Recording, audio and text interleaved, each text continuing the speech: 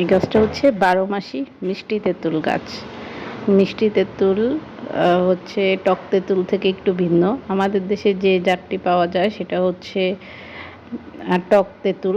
সেটা বীজের গাছ হয়, ছাদ বাগানের জন্য উপযোগী না বা তাড়াতাড়ি ফলন পাওয়ার জন্য উপযোগী না। মাটিতে লাগাতে হয় এবং ৪-৫ বছর অপেক্ষা করতে হয়। আর এই থাই ১২ মাসি মিষ্টি তেঁতুলটা হচ্ছে এটা ১২ মাসি জাত। এটাতে ফুল ফল একসাথে গাছে দেখা যায়।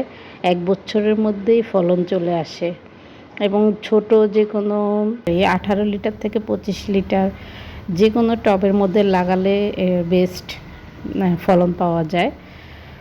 এটা যেহেতু কলমের গাছ ১ বছর থেকে ফলন চলে আসে, তো সঠিক পরিমাণে সার বা যত্নাদি করলে ফলন খুব ভালো পাওয়া যায়। এই গাছটি দেখুন, গাছটির বয়স হচ্ছে ২ বছর প্লাস। গাছের মধ্যে প্রচুর ফুল এবং ফল রয়েছে।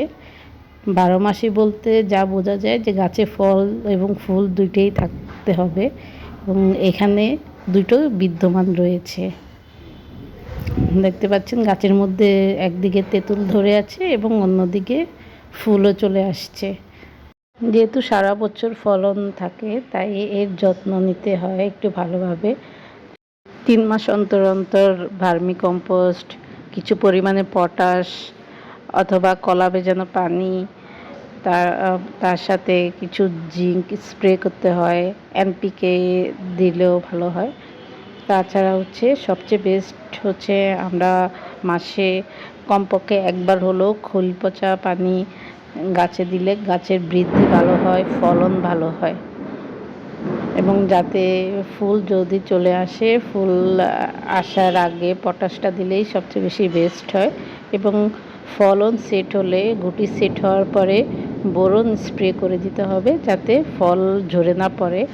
এই থাই মিষ্টি তেঁতুল গাছের মধ্যে রোগবালাই বলতে দুটো সমস্যা হয়। একটা হচ্ছে মিলিবাগের আক্রমণ হয় আর হচ্ছে ফুল ঝরে পড়া। তো ফুল ঝরে পড়া রোধের জন্য অবশ্যই বোরন স্প্রে করা বা নিয়মিত সার দেওয়া গেলেই ফুলটা সেট হয়ে যায়। আর মিলিবাগ থেকে বাঁচার জন্য ১৫ দিন বা ১ মাস অন্তর অন্তর নাইট্রো বা যে সকল কীটনাশক রয়েছে মিলিবাগ থেকে বাঁচার জন্য, এগুলো ব্যবহার করলেই গাছ সুস্থ সবল থাকে। মিষ্টি তেঁতুলের আরেকটি সমস্যা হচ্ছে এর গাছের গোড়া দ্রুত শুকিয়ে যায়, তাই পরিমিত পানি দিতে হয়। কারণ পানি যদি একটু শর্ট পড়ে যায় গাছের পাতা শুকিয়ে যায় এবং ঝরে পড়ে যায়, সাথে ডালও শুকিয়ে যায়। তাই প্রতিদিন নিয়মিত ছাদ বাগান হলে পানি দিতে হবে পরিমাণ মতো, আর মাটিতে হলে তো পর্যাপ্ত পানি থাকবে।